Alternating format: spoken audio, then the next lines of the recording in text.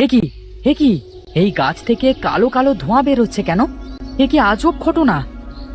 কি রে, তুই আমার থাকার জায়গাটা এভাবে কেটে ফেললি কেন?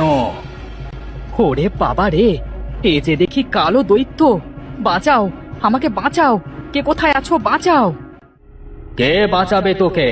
হ্যাঁ, আমার থাকবার জায়গাটা তুই এভাবে কেটে ফেলেছিস, আর আমি কি তোকে ছেড়ে দেব নাকি?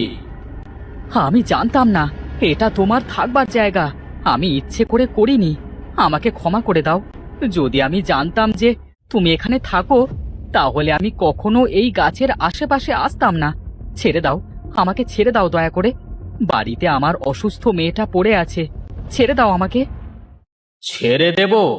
হ্যাঁ? বেশ, ছেড়ে দিতে পারি, তবে আমার একটা শর্ত আছে। শর্ত? কি শর্ত? আমি তোকে দুটো প্রশ্ন করব। এই দুটো প্রশ্নের উত্তরে যদি তুই আমাকে খুশি করতে পারিস, তাহলে আমি তোকে দুটো উপহার দেব। আর যদি ভুল উত্তর দিস, তাহলে শাস্তি পাবি। কপালে যা আছে তাই হোক। বেশ, ঠিক আছে, করো তুমি প্রশ্ন। বেশ, তাহলে আমার প্রথম প্রশ্ন হচ্ছে, এমন কি আছে যা শহরের মধ্য দিয়ে যায়, পাহাড়ের মধ্য দিয়ে যায়, জঙ্গলের মধ্য দিয়েও যায়, কিন্তু নড়তে পারে না? এ আবার কেমন প্রশ্ন! এ তো বড়ই কঠিন। আমি আমি এটা কিভাবে পারবো? যদি না পারো, তবে শাস্তি আছে। আমি একটু ভেবে বলবো। কি হলো, পারবে না?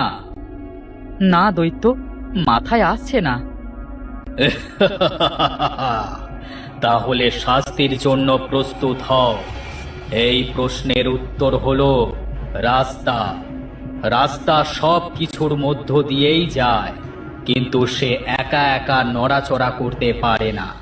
তোমার প্রথম শাস্তি হলো, যে রাস্তা দিয়ে এসেছো সেই রাস্তায় 10 পা হেঁটে যাও।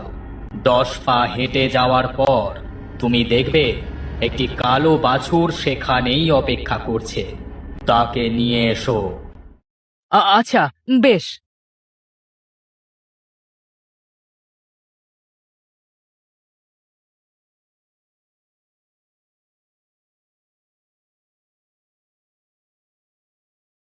এবার আমার দ্বিতীয় প্রশ্ন শোনো। আমার দ্বিতীয় প্রশ্ন হলো, এমন কি আছে যেটা শুধুমাত্র ওপরের দিকেই ওঠে, নিচের দিকে কখনোই নামে না? হ্যাঁ, এমন কি জিনিস আছে যেটা কখনো নিচে নামে না, শুধু ওপরের দিকেই ওঠে? কি হলো, এবারের প্রশ্নের উত্তরটা পারলে না তো? পেয়েছি, পেয়েছি। এমন এক জিনিস যেটা শুধুমাত্র ওপরে ওঠে, কখনো নিচে নামে না। আর তা হলো বয়স। মানুষ হোক কিংবা অন্য কোনো প্রাণী, তাদের বয়স একবার ওপরে উঠলে আর কখনো নিচে নামে না। বেশ, একটি সঠিক উত্তর দিয়েছ। তাহলে আমার কথা অনুযায়ী তুমি একটি পুরস্কার পাবে। যে পথ দিয়ে এসেছো সেই পথ দিয়ে 10 পা পিছিয়ে গেলে দেখবে একটি ছোট্ট সাদা বাছুর তোমার জন্য অপেক্ষা করছে। সেটাকেও নিয়ে এসো।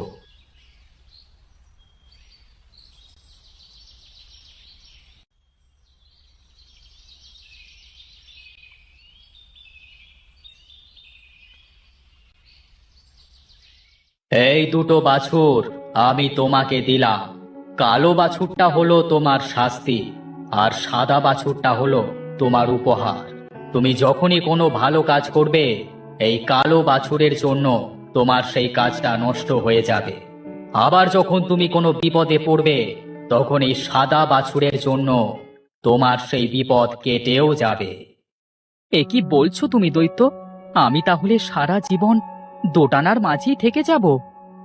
যদি বুদ্ধি কাজে লাগা, তাহলে, তবে সেই বুদ্ধিটা আমি বলে দেব না। যাও, এখন এখান থেকে এসো। আচ্ছা, বেশ।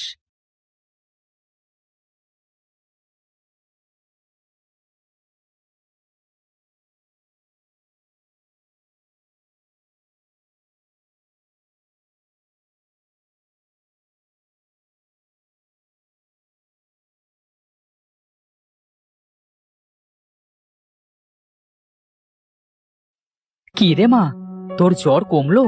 একটু সুস্থ লাগছে? হ্যাঁ বাবা, আমার জ্বরটা অনেকটাই কমে গেছে। তুমি কিছু খাবে না বাবা? না রে মা, খিদে নেই। কি হয়েছে বাবা? তোমার মুখটা অত শুকনো কেন লাগছে? খুব বড় বিপদে পড়েছি। কিভাবে এর থেকে মুক্তি পাবো তা বুঝতে পারছি না। কি বিপদ? কি হয়েছে বাবা? শোনো তবে।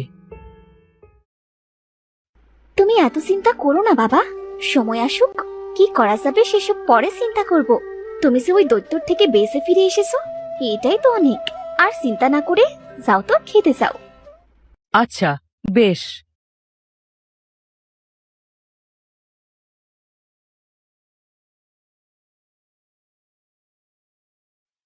কি হে কাঠুরে, বাড়ি আছো নাকি? এই তো কর্তাবাবু, আপনি এসেছেন যে। আমায় ডেকে পাঠালেই তো আমি চলে যেতাম। আপনি আবার কষ্ট করে আসতে গেলেন কেন? আসুন আসুন। শোনো, আমার মেয়ের বিয়ে সামনের সপ্তাহে। রান্নার জন্য পর্যাপ্ত পরিমাণে কাঠ দরকার। বিয়ের সমস্ত আয়োজনে যত কাঠ প্রয়োজন সব তুমি দেবে কিন্তু। এবার বুঝলে?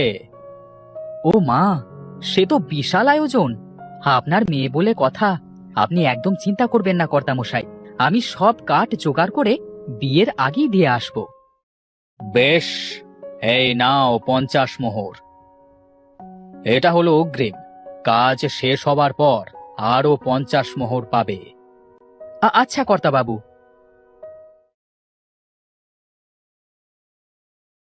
এই দেখে যা মা, এইসব হলো দৈত্যর দেওয়া বাছুরের কামাল। আমি বেশ বুঝতে পারছি, ওই বাছুরের গুণেই আমি একদিনই এত বড় একটা কাজের সুযোগ পেলাম। মোড়ল মশাই 50 মোহরও দিয়ে গেছে। এ তো বেশ ভালো কথা। এখন থেকেই তবে কাজ শুরু করে দিতে হবে। চলো বাবা, ঘরের ভেতর যাই। দৈত্যের দেওয়া বাছুরের গুণ? বেশ, তবে দৈত্যের দেওয়া সেই বাছুরটা আমার ভাগ্যেই আছে। তবে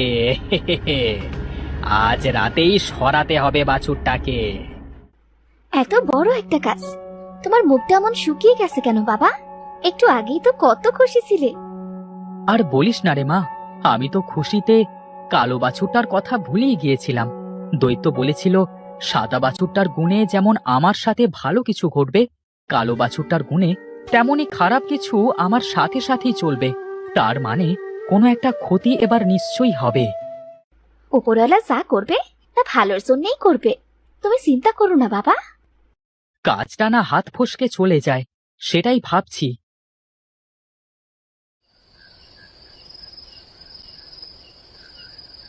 কি ব্যাপার, এখানে তো দুটো বাছুর, এর মধ্যে কোনটা দৈত্যের দেওয়া সেটাই তো বুঝতে পারছি না। এক কাজ করি, দুটোই নিয়ে কেটে পড়ি। না না না না, দুটো নেওয়াটা ঠিক হবে না। দুটো নিলে আবার সহজেই ধরা পড়ে যেতে পারি। আমি বরং ভাবি কোনটা দৈত্যের দেওয়া।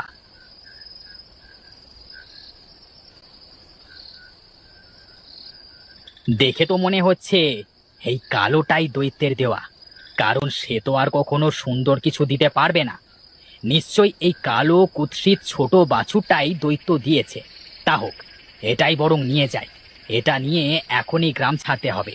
পাহাড়ের পথ দিয়ে তাড়াতাড়ি চলে যাওয়া যাবে পাশের গ্রাম। কালো বাছুরটা কোথায় গায়েব হয়ে গেল? কোনোভাবে ছুটে পালিয়ে গেল না তো গোয়াল থেকে? সে যাকে, তাতে তো আমাদের ভালোই হয়েছে বলো। কাল বাসুরটা চলে যাওয়ায় আমাদের ঘাট থেকে বিপদও নেমে গেছে। এবার আমাদের আর কোনো অকল্যাণ হবে না বাবা। যা হয়েছে তা ভালোই হয়েছে। কিন্তু দৈত্য বলেছিল কালো বাছুরটা যার সাথেই থাকবে তার অঘটন ঘটবে। কে জানে এখন কার সাথে আছে? যা হয়েছে তা ভালোই হয়েছে। ঠিক বলেছিস মা।